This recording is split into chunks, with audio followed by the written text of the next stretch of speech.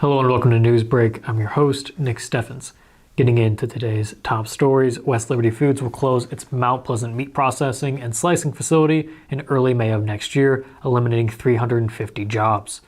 The West Liberty-based company will move and consolidate operations from this location to other facilities in Iowa, Illinois, and Utah, the company said in a news release on Friday. The closure will occur in two phases, with the first on December 31st. Brian Melhus, general counsel for West Liberty Foods, told the Gazette 130 employees will be impacted in the first phase, with the remaining 220 employees impacted in the second phase. All operations will cease at the plant on May 7, 2023. Employees will be offered work at one of its other locations, as well as provided with relocation and transportation services, stay bonus, in which West Liberty Foods gives employees a bonus for not leaving the company for a set time, severance pay, reemployment services, and assistance with filing unemployment claims, said Tara Lindsay, the company's chief talent and culture officer. West Liberty Foods has also plants in Bolingbrook, Illinois, and Trenton, Utah, in addition to the West Liberty location. Melhus said the company doesn't expect the other locations to be impacted. The company has seen a recent shift in the products and capabilities needed to support customers. The news release said a customer of West Liberty Foods decided to move its deli slicing in-store. The company has been posting on Facebook in recent months highlighting job opportunities at the three other locations.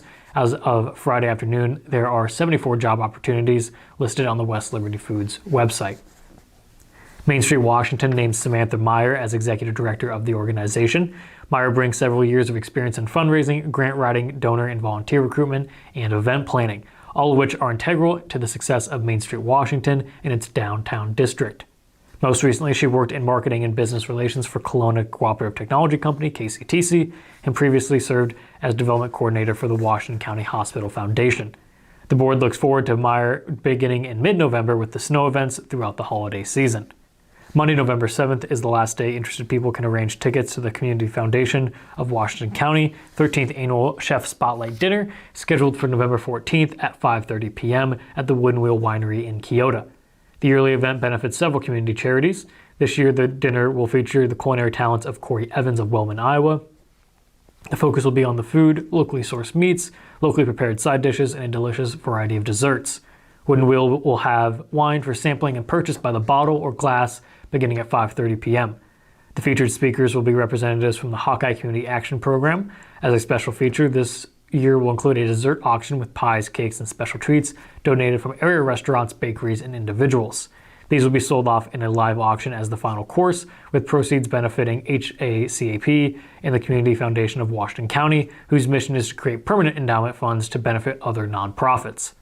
Tickets are $50 per person and may be purchased from any Community Foundation board member or by calling Tim Sullivan in Kelowna at 319-530-7907, Heather Merrick in Riverside 319-653-8057, or Millie Youngquist at 319-653-4673 in Washington.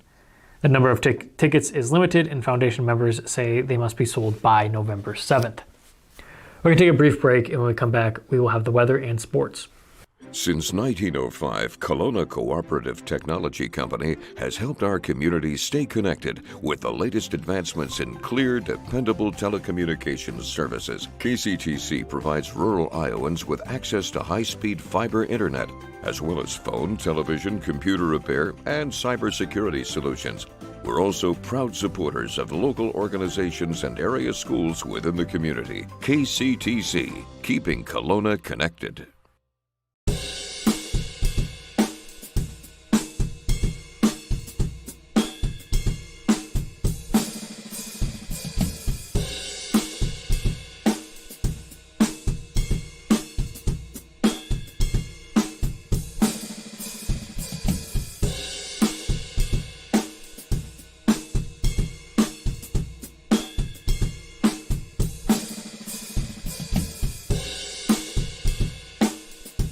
Federation Bank is a locally owned bank providing award-winning customer service.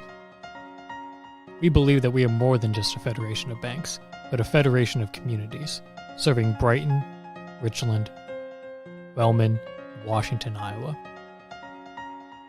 Federation Bank's highly skilled staff is here to make sure you are able to accomplish your personal and professional goals, whatever they may be. Federation Bank, your family bank. Hello and welcome back to Newsbreak. I'm your host, Nick Steffens. We have the weather coming up, but first, obituaries. Douglas L. Sammons of Mount Pleasant passed away on October 28th at the age of 63. Kimsey Funeral Home is in charge of the arrangements. James Rich of Washington passed away on October 27th at the age of 92. Private family memorial services will be held at a later date. Jones and Eden Funeral Home is in charge of the arrangements. Shirley Ann Hestian of Fairfield passed away on October 18th at the age of 91. A celebration of life will be held from 11 to 2 November 5th at the VFW in Fairfield. Bennett Funeral Home is in charge of the arrangements. Wayne Ralph Walljasper of St. Paul passed away on October 26th at the age of 65. A massive Christian burial will be held at 10:30 a.m. October 31st at St. James Catholic Church in St. Paul. Schmitz Funeral Home is in charge of the arrangements. Larry Miller of Washington passed away on October 25th at the age of 72. Services will be held at 11 a.m. November 1st at Jones and Eden Funeral Home. Larry D. Hofel of Wapello passed away on October 26th at the age of 85. Funeral services will be held at 2 p.m. October 29th at Snyder and Hollabaugh Funeral and Cremation Services. Bonnie Evelyn Baker of Fairfield passed away on October 28th at the age of 70. Private grade-side service will be held at a later date. Bennett Funeral Home is in charge of the arrangements. Louise M. Stouffer of Wayland passed away on October 26th at the age of 85. A funeral service will be held at 10 a.m. this morning, at Ferncliff Evangelical Free Church. The Beatty Funeral Home is in charge of the arrangements. Mary Ann V. Copeland of Libertyville passed away on October 26th at the age of 79. Celebration of life will be held at 10:30 a.m. November 5th at Faith United Methodist Church in Libertyville. That was obituaries. It is now time for the weather.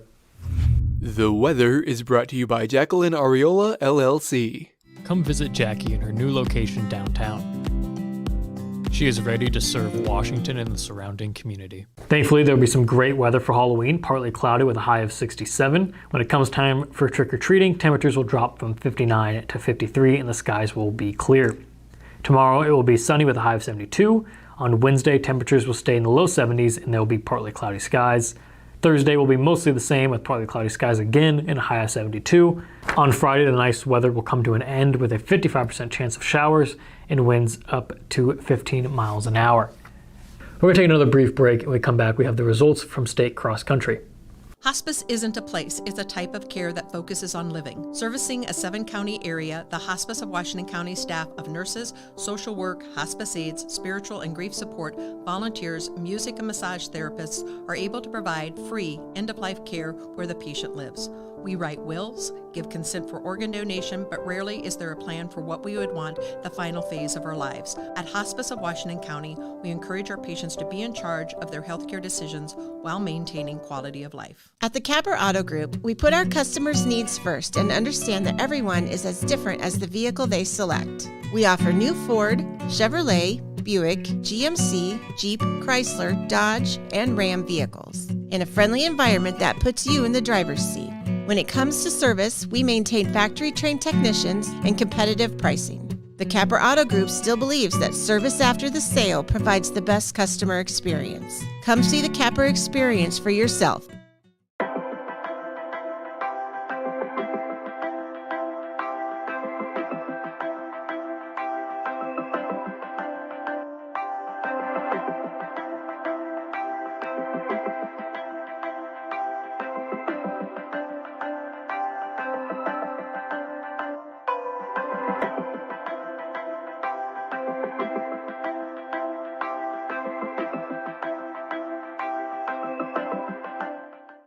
Welcome back to Newsbreak. I'm your host, Nick Steffens. It is now time for sports.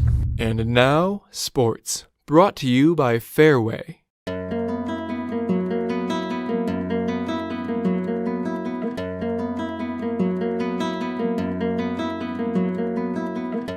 Saturday's Class 3A state cross-country action had 9 Demons and 1 Panther on the course. 2 of those runners found themselves on the balcony earning medals by the end of the day. Washington's Iris Dahl and Micah Rees both picked up their first ever top 15 finishes. Dahl, a freshman, took 7th in the girls' race, and Rees, a junior, was 13th on the boys' side. Dahl was 8th coming down the final stretch, but kicked it into high gear to pass fellow Southeast Conference freshman Avery Rump of Fort Madison to take 7th. She crossed the tape in 19 minutes, 20.71 seconds. Dahl's finish helped the Demon girls place 6th, scoring 190 points in the school's first ever girls cross-country team race. Quincy Griffiths was the second girl across the line. She took 50th place, crossing the line in 20 minutes and 36.16 seconds. Olivia Anderson finished 68th, Lauren Horak was 74th, Angeline Anderson was 88th, Isabella Lujan was 101st, and Kendall Henriksen was 105th. Rees says his goal was a top 15 finish, and he sure got it as the Washington junior dashed into the line in 16 minutes and 26.82 seconds, earning a placement in his second trip to the state meet.